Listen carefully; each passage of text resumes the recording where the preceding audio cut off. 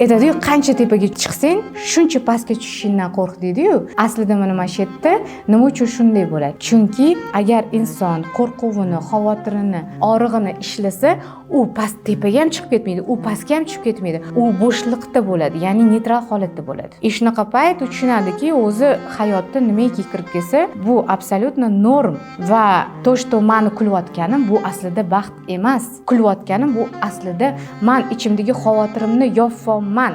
Ya'ni bu fake. Shuning uchun ertasi kuni men xursand emasman. Misol uchun, nimaga inson deylik Spark oldida keyin bir oydan keyin endi men Lacetti olishim kerak deydi. Lacetti oldida bir oydan keyin endi men undan kattarog'ini inson o'ylaydiki, rost bu deb o'ylaydi. Aslida bu rost emas, bu seni ichingda shuncha ko'p xavotiring borki, inson hissingni bundoq ochsang, sen tushunasan. Sen o'sha xavotiringga tushib ketishdan qo'rqyapsan.